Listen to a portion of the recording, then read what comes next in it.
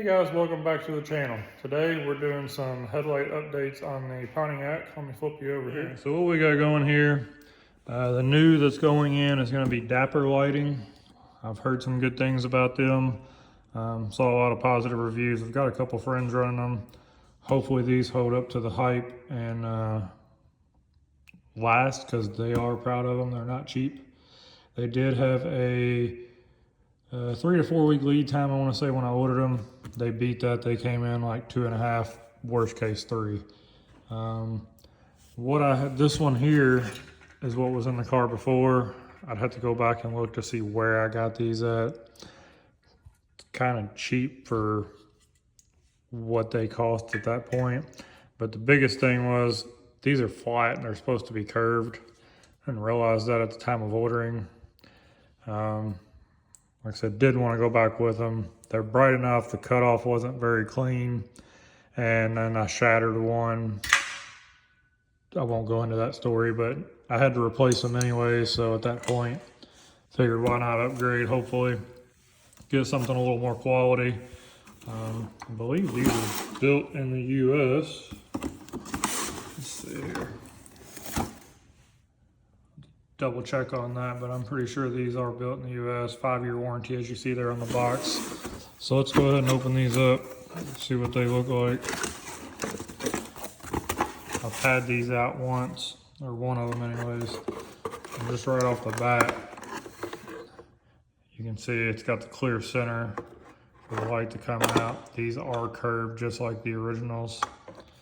The back's nice and sealed instead of having the cap and everything.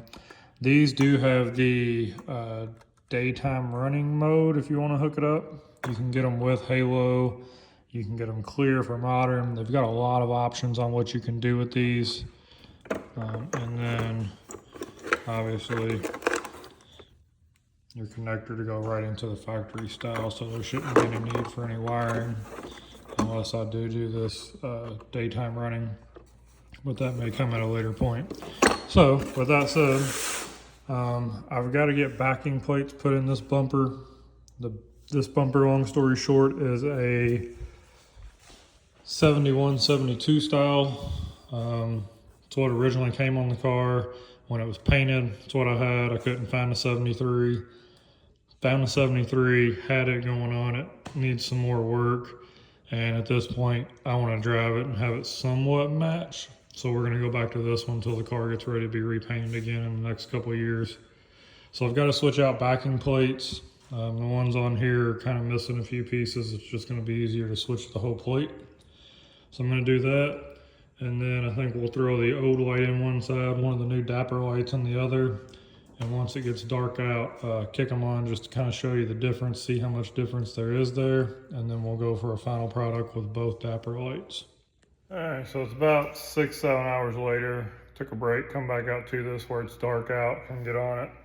So I want to show you, I got the buckets switched out. So we got the buckets in. I had these zip tied up in the back just because I didn't have lights on it for a while. Went ahead, got all that cut, pulled up. Same deal over here.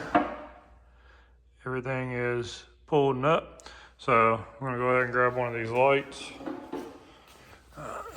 And looking at this upon closer, it does have a separate light down there for that daytime running. On this, it's on the bottom is where it ends up being. So I can get to this afterwards. So for now, I'm just gonna go ahead and put this in, and then we'll see. I may test it on one just to show that feature, but I don't know if I'm gonna actually run that just yet at this time. All right, so let's see if I can do this without blocking the camera too much or dropping the headlight. And you got your plug here. I can do this without.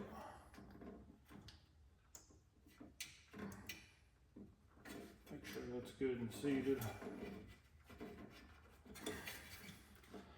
All right. This little bulb does just kind of stick in there. I can show you. It's just a black rubber gasket to seal that part. So make sure that's seated flush. And then I'm going to feed all this down.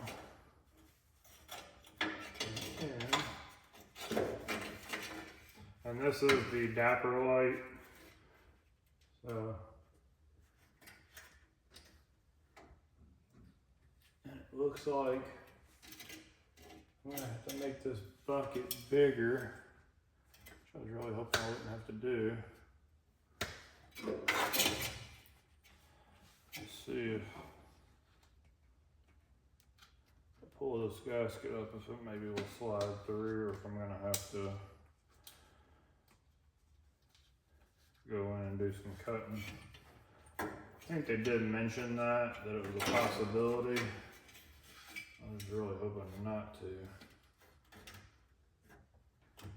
but it's not gonna work, so this is gonna be a little longer install than what I planned.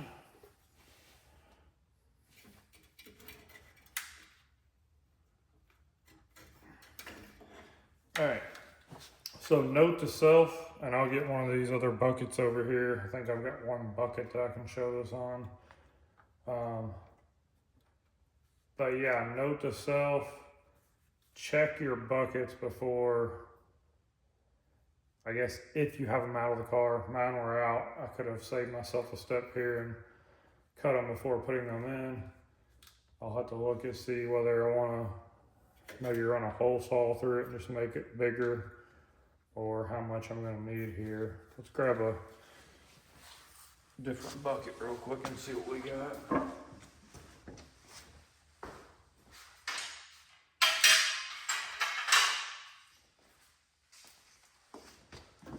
So, got just a bucket without the plate or anything on it. And you hold this up.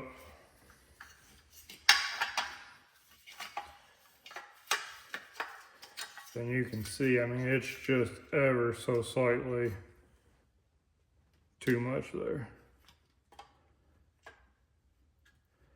And I don't think there's any way of making this work and getting everything back in right. Just trying to kind of manipulate this seal and see if maybe pulling that up and then putting it back on after would give us enough.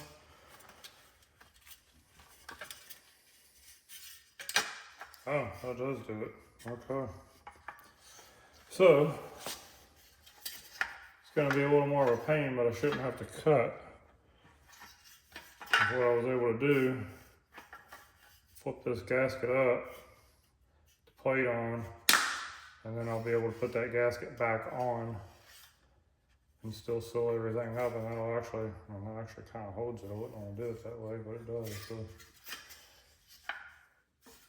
next question is, will the trim ring fit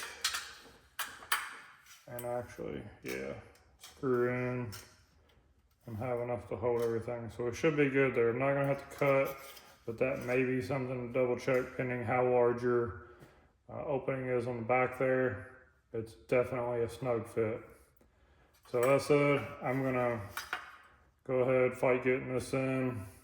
It's gonna probably take a minute with this gasket on the back and actually being in the car. And then from there, we'll throw the other one in loose, compare them, and hopefully button this up.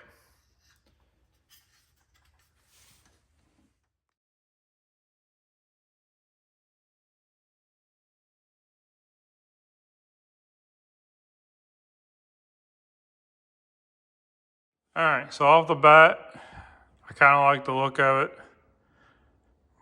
You know, looks OE, but also you can tell there's something a little different about it. Went ahead and I ran 2 wires down from that just to make it a little easier. Like I said, I don't know if I'm gonna hook it up right off, but I wanna show the option. And then I want it to be a little easier if I do. If not, I'll heat shrink the ends of that and tie it up for now. I've got to zip tie some wires back up, get everything a little neater back there. But I want to go ahead and kick this on just to see if there's any difference. The other ones had a pretty good fan noise to them, and I'll compare that as well. But like I said, I want to see how this lights up. So let's give it a shot. All right, 5, 4, 3, 2, 1. And it does work on the first kick. That's a good one. So, pretty clean brake there. I'll have to open the door up here in a second to give a better idea. But, like I said, definitely got a better brake line at the top than the others. It's a nice clean light. So let's throw the other side in. I'm gonna throw the original, and I will get the name of that real quick of what that was for a comparison so everybody knows. And then we'll switch them both out to this. All right, so you may not be able to tell the difference here as well on video, but it is night and day between the clarity of these lenses. I'm gonna zoom in on this one. Come back out. It's just such a nicer look. It's got a lot nicer glass feel to it. Two of them in there are really gonna look good. But let me kick these on and show you the difference. All right, so I'm gonna have to lower the door back down too to give a reference point on these on brakes. The one on the passenger side probably looks brighter, and I think it fills the housing more because of the type of lens that it is. But the one on the left is just such a cleaner look and has a way better brake line on it. I don't know if these, like I said, show very well in the video. It's more of a natural white light, if you would, too. It's not quite the blue. And as I get closer to this side, you'll hear this humming, where the other side is pretty much perfectly quiet. So let me shut the door back down. We'll get a brake line on them while they're on, and then switch to both. All right, so there's your picture. I've got to adjust these still, but as you can see, left side, you've got a nice break at the top. The right side, and I know there's that cutout in the center, it probably makes a lot of that difference, but the right side is just kind of everywhere. And you can probably hear it humming from here now as it's spooled up and sounds like an electric car fan going. So that said, we'll switch the other one out and go from there. All right, guys, so here is the daytime running light, if you want to call it that. Depends on how you tie that in, I guess. Probably tie it into parking lights, tie it into ignition hot. I just ran it up to the battery to give you that look. Like I said, I don't think right now I'm gonna tie that in. Just lights up that small one in the bottom. But overall, I'm happy with these. So going back to the light I had from earlier, show you this again. So this one here, I looked it up. These were from headlightexperts.com. Again, it was bright. It's kind of everywhere bright, but you can see bulb on the back. There's not really a seal or anything in there. So if you left your car out or drove it in the rain, different things like that, you could get some condensation in there, I would think. May not be as bad with where these are at, but again, this one doesn't see rain. I never had that issue. Price wise, the Headlight Experts was like $200 time we shipped it. Dapper was close to $400, if not a little over.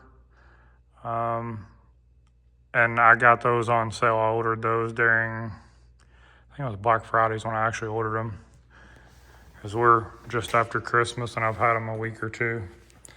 They are made in the USA. I did go back, double check that. So built in the USA, 5-year warranty. Overall, pretty happy with them. We'll see what they do out on the road. Come back and check that video out. I'm gonna finish buttoning up a few things here, wiring, put the bezels on. I gotta get a valance on it. And then this thing should be hitting the road for the first time, probably many miles within about 2 years. Hasn't moved, but around the block or a little bit further, if that. So, like I said, come back, check it out, subscribe if you haven't already, and thanks for watching.